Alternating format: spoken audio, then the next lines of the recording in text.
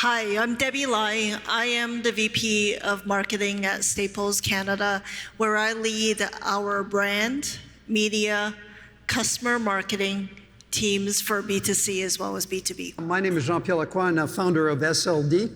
And an interesting little tidbit, our company is 36 years old. The year we started the company, I got a call from a gentleman by the name of Jack Begelman. And he said, "Hey, JP, you work with me on Beaver Lumber.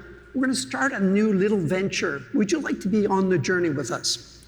That was Business Depot, soon to be Staples, and what a great Canadian success story. So we were doing research the same year for a major retailer in the US, and we were noticing that they weren't calling it by the brand name. They were looking at the color and shape, and so we dig deeper into the psychology of color and shape, and we found out that it's the direct connection to creating emotional connections, and we launched the term Blink Factor about 10 years before the book Blink came out. We believe that the future of competitive advantage is creating deep emotional connections between the consumer and the brand, because differentiation based on functional needs become parity very quickly. What we found out with the brands that are emotionally connected have a 70% higher loyalty and 4.6 times more single focused on that one retailer. So I wrote a book last year on the Think Blink Manifesto. It represents 7 tenets, and what I'm going to do with Debbie is walk you through each tenet and how Staples have applied those principles to their business so that you can have context, how you can apply those principles to your business. So tenet 1, we talked a lot about it, is the heart wins every time. Owning that one emotional piece of equity is critical. That Was Easy was actually launched about 20 years ago. And it's incredibly powerful. We learned while we were building how we were going to bring it back that there were 7.5 million easy buttons sold since then. And on top of that, that was easy statement is mentioned every 12 minutes. The second tenet, one that's obviously dear to my heart, is design as a strategic tool. How do you bring that experience, that emotional connection to life? It's hard, actually. It's one of the things that we really wanted to do was ground it in a very human, real human truth. And that is people are overwhelmed today. So instead of focusing on products, we really leaned into that tension. You know, when you're completely overwhelmed, you've got lots on your to-do list.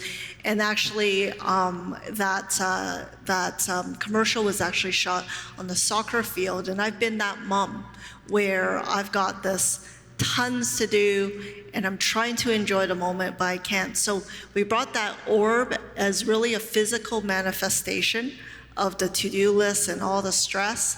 And then with the push of the easy button, that disappears and your to-do list is checked off. So the next tenet on our list is about storytelling. And many times we kind of overlook the most salient story our brand has because we're focused on the functional benefits. But consumers, they're looking for that story. And the younger generation now, they're looking for your purpose in the marketplace.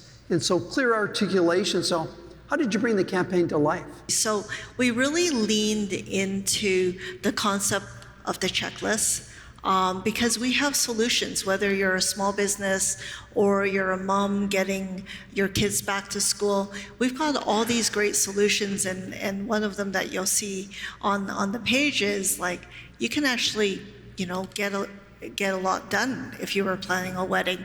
Get your invites done, you can get your bridesmaid boxes and welcome signs, but you can also ship back those gifts that you don't want anymore. So there's all that concept of the to-do list really allowed us to bring together different parts of our businesses together and come across as a cohesive brand, but also a cohesive solution for our customers. Next tenet really is tenet 4 is context is critical. Context is really looking at who are your customers or customer segments. Are they converted to personas? And I'm always shocked that when we get hired to do a transformation program, the first question we ask is, do you have clearly defined personas for your brand? And very often, they don't. And how do you create, you know, this alignment if you don't know who your target group is? Mm-hmm. So how did the personas shape your strategy? So when we were building this first launch of Easy, it was very much around the family. And within that family, you'll see a lot of the iterations from photography and how it shows up. And on our site is the mom's actually a small business owner as well, right? So how do you bring it contextually, but also try not to do too much in everything, right? So we need to bring the different scenarios to life in the right place at the right time. So let's move on to the next tenet, tenet 5. And this was the foundation of my first book, Belonging Experiences. You know, I believe that Maslow had it all wrong.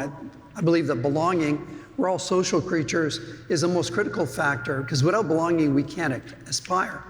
So creating that sense of belonging for a brand, creating a sense of community is critical. So how did you create that sense of belonging for Staples? Yeah. So I think I just was mentioning about how important it is for our customers to see themselves in our brand. And one of the opportunities and partnerships that we had was really with Sick Kids, and that's an image of our partnership with Sick Kids.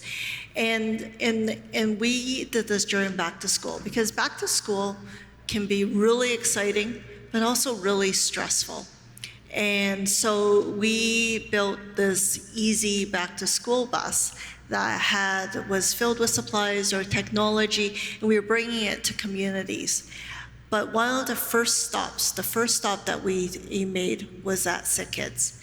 Because if back to school is stressful for us as your average family, it can be extra stressful and difficult for parents and families at Sick Kids.